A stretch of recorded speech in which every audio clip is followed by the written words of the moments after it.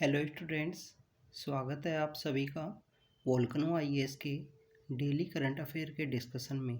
तो स्टूडेंट्स, आज का जो करंट अफेयर का जो डिस्कशन है उसे हम स्टार्ट करते हैं। सबसे पहले अगर हम बात करें हमारे पहले टॉपिक की, तो वो है नेट जीरो एमिशन से रिलेटेड। स्टूडेंट, जैसा कि आपको पता है अभी रिसेंटली जो COP27 है, अब बेसिकली ये COP27 है किसका? UNFCCC का COP27 है। UNFCCC क्या है ये? स्टूडेंट्स, 1992 के समय में एक समिट हुई थी जिसे अर्थ समिट बोलते हैं। उसी अर्थ समिट का एक पार्ट है जो क्लाइमेट चेंज को डील करता है। उसके बेसिकली थ्री वहाँ पे सब सेक्शंस निकल के आए थे, जिसमें क्लाइमेट चेंज है, एक डेजर्टिफिकेशन से रिलेटेड है और एक बायोलॉजिकल डाइवर्सिटी को प्रोटेक्ट करने से रिलेटेड है। तो उसी के अंदर जो क्लाइमेट चेंज से रिलेटेड है उसे हम UNFCCC बोलते हैं। और उसी की जो पार्टीज़, जो उसके मेंबर्स हैं, जो उससे कनेक्टेड हैं UNFCCC से, उसके जो जितने भी कंट्री उसकी पार्टी हैं, उनकी जो मीटिंग आयोजित होती है, हर साल ऑर्गेनाइज की कराई जाती है, उस मीटिंग को यहाँ पे कोप बोला जाता है। स्टूडेंट्स, आप कमेंट सेक्शन के अंदर यहाँ पे बताना कि UNFCCC का जो हेडक्वार्टर है वो कहाँ पे है, इसका जो सेक्रेटरीट है वो कहाँ लोकेटेड है। क्योंकि इससे रिलेटेड अभी कुछ दिन पहले हमने जो डेली करंट अफेयर के अंदर ही मेंशन किया था कि अगर कहीं पे भी कोई भी कंट्री अगर अलाउ नहीं करता है, कोई भी कंट्री अगर बोलता है कि हम UNFCCC की जो मीटिंग है वो ऑर्गेनाइज नहीं करेंगे, तो उसकी जो मीटिंग है ऑटोमेटिकली UNFCCC का जो सेक्रेटरीट है वहाँ पे ऑर्गेनाइज होती है। तो स्टूडेंट्स, आप कमेंट सेक्शन के अंदर ज़रूर बताना कि UNFCCC का जो सेक्रेटरीट है कहाँ पे लोकेटेड है। तो इसकी जो 27 मीटिंग है जो शर्म इल शेख इजिप्ट के अंदर लोकेटेड है, सिचुएटेड है, वहाँ पे चल रही है। तो उसी समय में बहुत सारे कंट्रीज़ के द्वारा जो नेट जीरो एमिशन टारगेट है जिसे अचीव करने से रिलेटेड बात की गई, तो उसी से रिलेटेड इंडिया ने भी जो अपना प्लान है वो सबमिट किया है, बताया है कि 2070 तक, जो 2070 है, जब तक कैसे हम अपना जो नेट जीरो एमिशन टारगेट है उसे अचीव करेंगे, क्या क्या हम ऐसे चेंजेस लाएंगे हमारे यहाँ पे, जो एनर्जी का यूज किया जाता है, जो एमिशन लेवल है जिसे रिड्यूस करना है। तो उन सब के बारे में इंडिया ने अपना एक लॉन्ग टर्म का जो प्लान है वो सबमिट किया है और काफ़ी इम्पोर्टेंट है। स्टूडेंट्स, इस प्लान को आप अच्छे से स्टडी करना, क्योंकि आप अच्छे से स्टडी करोगे एग्ज़ाम में काफ़ी क्वेश्चंस है डायरेक्टली या इनडायरेक्टली इससे ज़रूर आएंगे। तो स्टूडेंट्स, यहाँ पे अगर हम बात करें कि नेट जीरो एमिशन का जो प्लान है ये कहाँ से ऑर्गेनाइज हुआ, कहाँ से ओरिजिन है इसका, तो सबसे पहले जो COP26 है, पिछले साल जो मीटिंग हुई थी COP26, वो मीटिंग कहाँ पे आयोजित की गई? ग्लासगो के अंदर।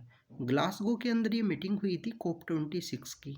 तो वहाँ पे काफ़ी सारे ऐसे कंट्री हैं जिन्होंने अपना जो टारगेट है वो अनाउंस किया था कि वो अपना नेट जीरो स्टेटस है उसे अचीव करेंगे, जिसके अंदर अगर हम बात करें मैक्सिमम जो डेवलप्ड कंट्री हैं, जो डेवलप्ड कंट्री हैं, उन्होंने अपना जो स्टेटस है वो 2050 बताया था कि 2050 तक हम अचीव करेंगे। चाइना ने अपना जो टारगेट है 2060 बताया कि नेट जीरो एमिशन का जो टारगेट है उसे 2060 तक अचीव करेंगे। और वहीं इंडिया ने बताया कि हम 2070 तक अपना जो टारगेट है नेट जीरो एमिशन से रिलेटेड उसे 2070 तक हम अचीव कर लेंगे। तो स्टूडेंट्स, इसी से रिलेटेड UNFCCC से रिलेटेड जो प्लान है नेट जीरो एमिशन से रिलेटेड, उस प्लान को इंडिया ने सबमिट किया। यहाँ पे इंडिया ने रिसेंटली अपना UNFCCC के अंदर जो लॉन्ग टर्म किस तरीके से टारगेट को अचीव करना है, क्लाइमेट जस्टिस क्या है, इसके बारे में आपको पता होना चाहिए स्टूडेंट। क्लाइमेट जस्टिस बेसिकली ये बात है कि डेवलपिंग कंट्री जो है वहाँ पे जो इंडस्ट्रियल रिवॉल्यूशन, या अगर हम बात करें जो डेवलपमेंट का जो स्पीड है अभी रिसेंटली इंक्रीज होने लगा है, डेवलप्ड कंट्रीज ने ऑलरेडी उसको अचीव कर चुका है। तो इसके लिए क्लाइमेट का जस्टिस होना चाहिए कि जो डेवलपिंग कंट्री हैं उनको प्रॉपर टाइम मिलना चाहिए। ऐसा नहीं है कि कोई स्कीम लगा दी गई और सपोज़ कहा गया कि आप अपना जो एमिशन है रिड्यूस कर दीजिए, तो सभी के लिए इक्वल नहीं होगा। कॉमन यहाँ पे डिफरेंस रिस्पॉन्सिबिलिटी के रूप में ये वर्क करेगा, क्योंकि डेवलप्ड कंट्रीज ने जिन्होंने ऑलरेडी हमारे क्लाइमेट को पोल्यूट किया है इंडस्ट्री रिवॉल्यूशन की वजह से या उनके हायर डेवलपमेंट की वजह से, वहाँ पे इन्वेस्टमेंट अधिक था या और भी बहुत सारे कुछ रीजंस हैं, तो उनको बेसिकली उनकी रिस्पॉन्सिबिलिटी ज़्यादा है, उनको यहाँ पे फंड करना चाहिए जो डेवलपिंग कंट्री हैं उनको। इसके अलावा उनकी रिस्पॉन्सिबिलिटी है कि उनको वो पहले अपना जो एमिशन है उसे रिड्यूस करें और डेवलपिंग कंट्री उसके बाद में करें। तो ये क्लाइमेट जस्टिस से रिलेटेड बात है। Sustainable life style and equity की बात की गई है प्लान के अंदर में। सस्टेनेबल लाइफ स्टाइल से रिलेटेड आप देखिए कि हमारे कंट्री के द्वारा जो लाइफ कॉन्सेप्ट है इसे भी लॉन्च किया गया था। हमारा जो इन्वायरमेंट डे है 5 जून को, जिसे सेलिब्रेट किया जाता है इन्वायरमेंट डे को, तो उसी दिन हमारे ऑनरेबल जो मिनिस्टर ऑफ इन्वायरमेंट फॉरेस्ट हैं या हमारे प्राइम मिनिस्टर हैं उनके द्वारा ये लॉन्च किया गया था लाइफ कॉन्सेप्ट। अगर हम बात करें स्टूडेंट्स, इसी से रिलेटेड इंडिया ने जो अपने INDC जो टारगेट हैं, जिसे जो COP21 की मीटिंग हुई थी, UNFCCC की COP21 की मीटिंग, जिसे पेरिस एग्रीमेंट के रूप से भी जाना जाता है, तो वहाँ पे जो टारगेट इंडिया ने लिए थे उससे रिलेटेड इंडिया ने अपना जो NDC जो टारगेट है उनको अपडेट किया है, क्लासीफाई किया है कि यहाँ पे बेसिकली इंडिया रिड्यूस करेगा। इंडिया के जो टारगेट है उनकी अगर हम बात करें तो इंडिया अपना जो एमिशन लेवल है, एमिशन की इंटेंसिटी है, उसे रिड्यूस करेगा of its GDP by the 45% from 2005 level के 45% पे अचीव करेगा by the year of the 2030। इसके अलावा जो 50% cumulative electric power installation capacity है उसको नॉन फोसिल फ्यूल्स से अचीव करेगा। स्टूडेंट्स, ये आपको पता होना चाहिए कि पावर जनरेशन है वो नॉन फोसिल फ्यूल्स से करने से रिलेटेड इंडिया का टारगेट है 2030 तक। इसके अलावा 2.5 से लेकर 3 बिलियन टन का जो एडिशनल कार्बन सिंक है उसे क्रिएट किया जाएगा थ्रू द फॉरेस्ट, बट इसे अपडेट नहीं किया गया है स्टूडेंट्स। अभी रिसेंटली जो इंडिया ने अपना अपडेटेड प्लान्स बताए हैं INDC के जो पेरिस एग्रीमेंट के अंडर में प्लान हैं। इसके अलावा अगर हम बात करें इंडिया को जिस तरीके से जो अगर हम नेट जीरो एमिशन का जो टारगेट है वो अचीव करना है, उसके लिए एडिशनल फंड की रिक्वायरमेंट होगी। आप देखिए कि प्रेजेंट समय में अगर आप एक नॉर्मल जो कार है वो ख़रीदते हो डीजल या पेट्रोल से रिलेटेड, तो वो आपको काफ़ी इजी मिलेगी। अगर आप इलेक्ट्रिकल व्हीकल से रिलेटेड ख़रीदोगे एमिशन को रिड्यूस करने के लिए, तो उसका जो प्राइस है वो आपको हायर मिलेगा। तो ऐसा ही आप सेम CNG और उससे रिलेटेड जो पेट्रोल एंड डीजल से रिलेटेड हैं, कोई भी नॉर्मल किसी कंपनी की कोई कार है उसको आप देख सकते हो कंपेयर करके। तो इंडिया को इस जो नेट जीरो एमिशन का जो टारगेट को अचीव करना है, उसके लिए इंडिया को यहाँ बेसिकली एडिशनल जो फंड है उसकी रिक्वायरमेंट होगी। तो उस फंड की ज़रूरत है, फंड की रिक्वायरमेंट की यहाँ बात की गई है। इसके अलावा स्टूडेंट्स अगर हम बात करें इंडिया के द्वारा जो अपनी स्ट्रेटजी है जो यहाँ पे शेयर की गई है, उसे इंडिया का लॉन्ग टर्म प्लान बताया गया है, जिसके अंदर लो कार्बन यहाँ पे रिलीज होगा वो डेवलपमेंट स्ट्रेटजी है। तो ये आपको पता होना चाहिए, लॉन्ग टर्म लो एमिशन डेवलपमेंट स्ट्रेटजी इंडिया की, जिसके अंदर इलेक्ट्रिसिटी का जो सिस्टम है उसको इम्प्रूव किया जाएगा। यहाँ पे basically integrated efficiency and inclusive low carbon जो ट्रांसपोर्ट सिस्टम है उसे डेवलप किया जाएगा।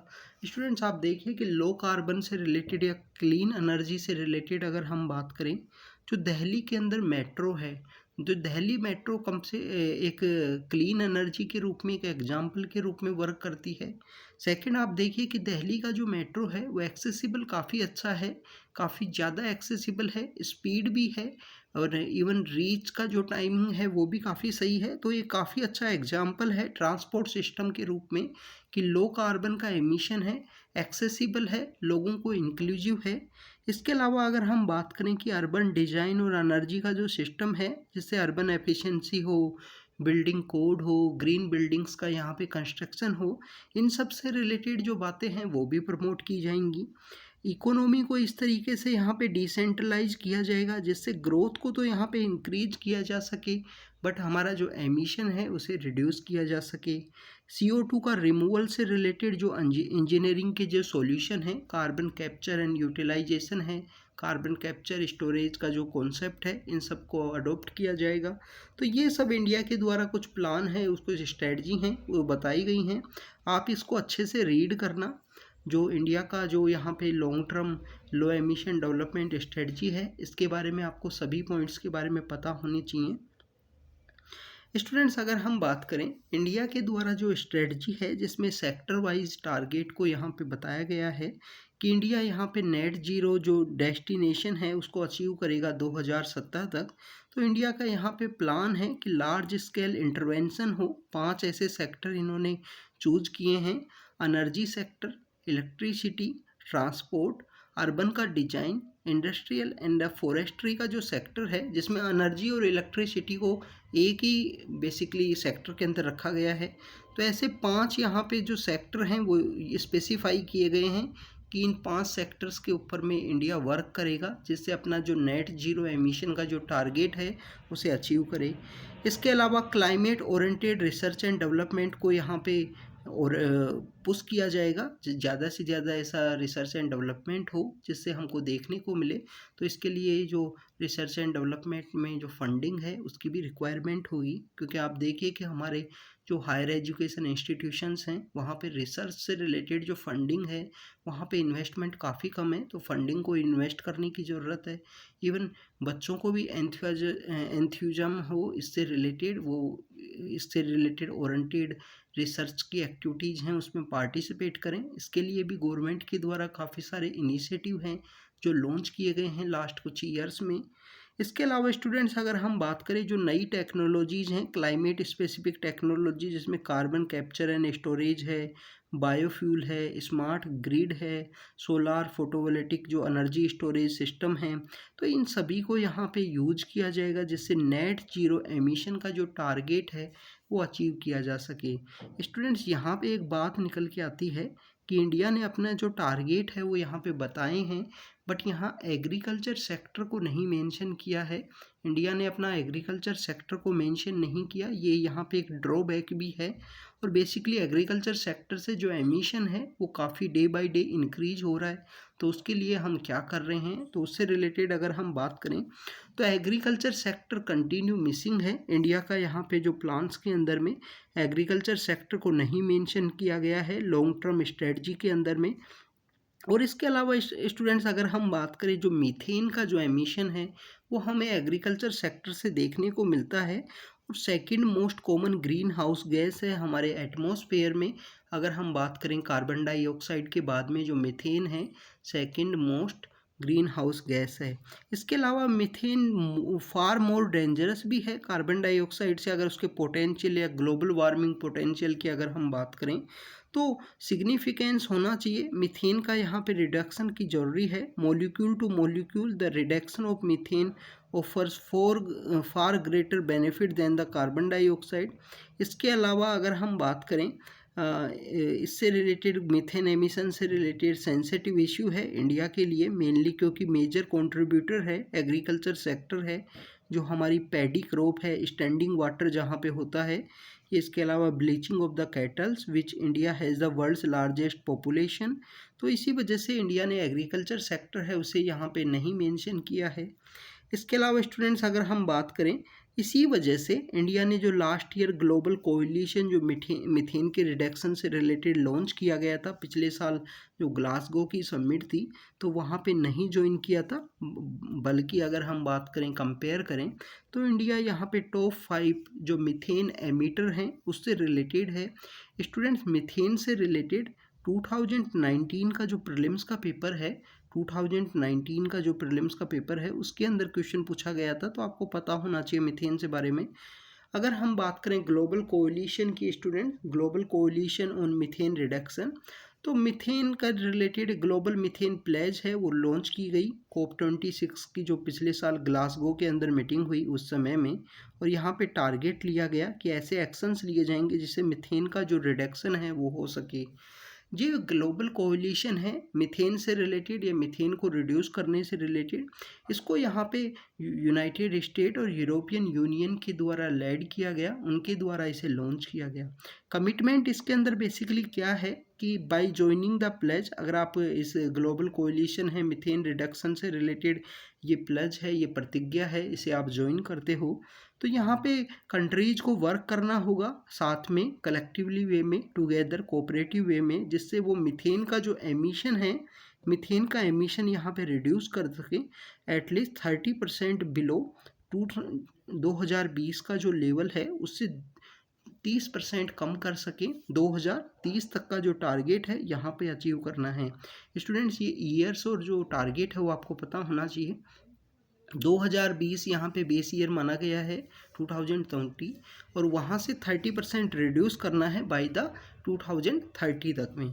तो ये ग्लोबल कोलिशन और मीथेन रिडक्शन से रिलेटेड यहाँ पे है ग्लोबल मीथेन प्लेज, जो COP26 ग्लासगो के समय में इसको लॉन्च किया गया। तो स्टूडेंट्स, अगर हम बात करें नेक्स्ट टॉपिक की, नेक्स्ट टॉपिक है United nation population fund. United nation population fund ने कहा है कि जो 15 नवंबर है 2022 का, इसके दिन जो वर्ल्ड की पॉपुलेशन है 8 मिलियन हो चुकी है। स्टूडेंट्स, आपको यहाँ पे पता होना चाहिए कि वर्ल्ड की पॉपुलेशन 8 बिलियन हुई है, जिसके अंदर अराउंड द हाफ जो है 50% जो पॉपुलेशन है वो हमारा एशिया कंट्रीब्यूट करता है। आप देखिए कि एशिया के अंदर में जो यहाँ पे हमारे जो पॉपुलेशन है वो काफ़ी ज़्यादा है। चाइना के अंदर में आप देखिए फिर इंडिया है, पाकिस्तान और बांग्लादेश भी कोई ज़्यादा पीछे नहीं है हमारे से, उनकी भी पॉपुलेशन हमारे अराउंड ही है, हमारे आसपास ही है। तो ऐसा जो पॉपुलेशन है उसमें 50% जो कंट्रीब्यूशन है वो एशिया से है। अगर हम बात करें यूनाइटेड नेशन पॉपुलेशन फ़ंड की, ये काफ़ी इम्पोर्टेंट है, इनके द्वारा पॉपुलेशन से रिलेटेड रिपोर्ट निकाली जाती हैं, इनके द्वारा बताया जाता है कि कौन कंट्री है। जैसे इंडिया से रिलेटेड जो है हमारा बताया जाता है कि इंडिया कब चाइना को टेक ओवर करेगा, और जो 20 जुलाई है उस समय में इनकी रिपोर्ट आती है, क्योंकि वर्ल्ड पॉपुलेशन डे जो सेलिब्रेट किया जाता है। अगर हम बात करें यूनाइटेड नेशन पॉपुलेशन फ़ंड की, तो ये फॉर्मरली 1969 से 87 तक इसको बोला जाता था United nation fund for population activities, और एक ट्रस्ट के अंडर, एक ट्रस्ट फंड के रूप में ये वर्क करता था under the jurisdiction of United Nation development programme. UNDP के जो डेवलपमेंट प्रोग्राम है उसी के अंडर में ये वर्क करता था। तो एक पॉपुलेशन फ़ंड अब प्रेजेंटली इसको बोला जाता है, पहले इसको फंड फॉर पॉपुलेशन एक्टिविटीज़ से रिलेटेड इसको बुलाया जाता था। स्टूडेंट्स, आप देखिए कि UNDP वही ऑर्गेनाइजेशन है जिसके द्वारा ह्यूमन डेवलपमेंट इंडेक्स है वो निकाला जाता है, ह्यूमन डेवलपमेंट से रिलेटेड जो रिपोर्ट है वो पब्लिश की जाती है। इसके अलावा स्टूडेंट्स, बात करें कि यूनाइटेड नेशन पॉपुलेशन फ़ंड की, तो इसके 1969 में इसको इस्टेब्लिश किया गया था। लार्जेस्ट इंटरनेशनल सोर्स है, जो पॉपुलेशन की जो प्रोग्राम हैं उनसे रिलेटेड इनके द्वारा एक्टिविटीज़ की जाती हैं, उनसे रिलेटेड एनालाइज किया जाता है कि पॉपुलेशन कहाँ पे इंक्रीज हो रही है, पॉपुलेशन कहाँ पे डिक्रीज हो रही है, उन सब के बारे में।